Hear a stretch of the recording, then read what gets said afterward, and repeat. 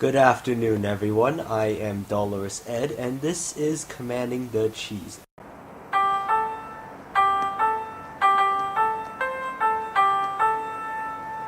The cheese.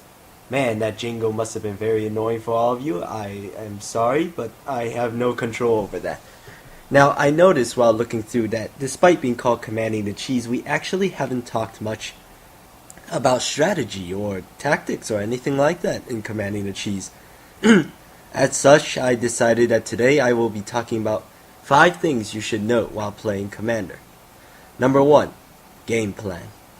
Now, this should be the most obvious thing, but a lot of people tend to forget that. They tend to forget exactly what their deck is trying to do, and they just assume they should just throw in everything. But let's say you're trying to play tokens, and then you throw in Wrath of God. That is counterintuitive. The point of a game plan is that you have one direction you're heading towards, and that you win by using this plan. And even better, 2 plans maybe. So for example, if you're playing reanimation, you want to be focusing on cards that reanimate, or maybe even cards that wrath while giving you an advantage, because you want more creatures in the graveyard for your own tricks.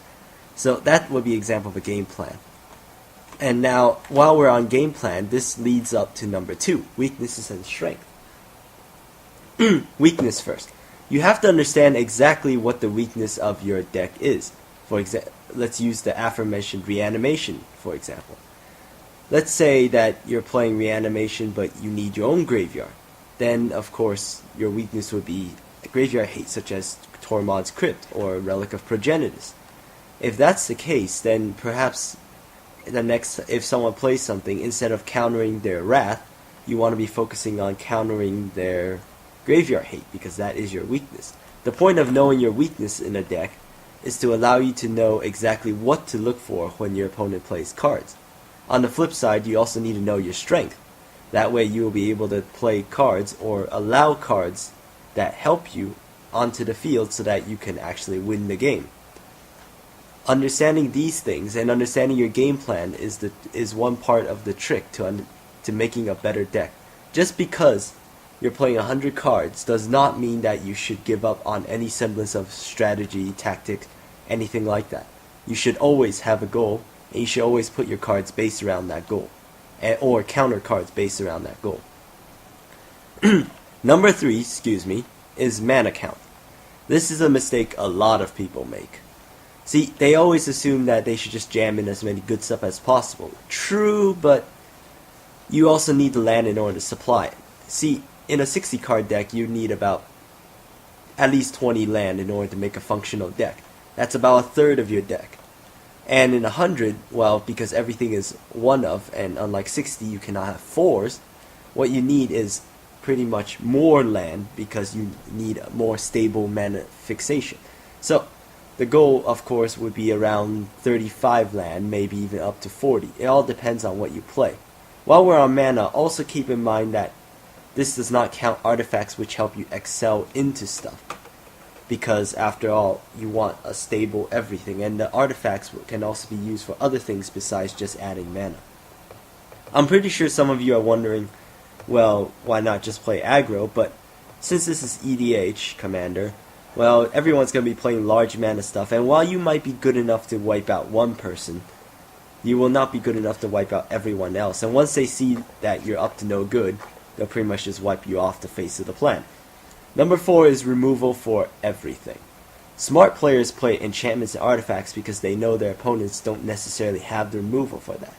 You need to be able to deal with that in any deck, because otherwise, say, up against a token deck, if they have privileged position and you have no way of removing the enchantment, you are in for a hard time unless you draw a wrath or search for a wrath. Either way, you're reliant on something else in order to get you the best, and you're relying on one card, maybe 2 out of 100, just to win, which is downright dangerous. So you have to think about removal for artifacts and enchantments and other things, not just, say, creatures. Number 5 is playing politics. This might seem really not so obvious in single player, but most people play with a group of people, multiplayer. In that case, you want to play politics.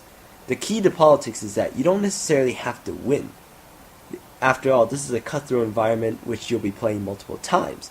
The key is, of course, to play in a way that would help others, so that when they see that you're helping, they might think in the next game they might go a little bit easier on you since you're helping them. The key is to change their expectations and their viewpoint so that they'll help you and allow you to win the game. Understanding this and understanding politics and game plans should probably be the primary focus whenever you're trying to build an EDH. You want to know what your plan is, and you want to be able to know how to play nice with others. Then you focus on mana count and removal for everything. And this is Dolorous Ed, and that's the 5 basic advice I can give you. And now I'm signing out. Hey everybody, Epnel here, and here's a little small update. Next week, Commanding the Cheese will take a break because I'm really busy these days, so I really need that break. But afterwards, we'll probably have a new jingle, and I'll finally get around to doing the Let's Play that I've been hoping to do. So, see you guys in 2 weeks.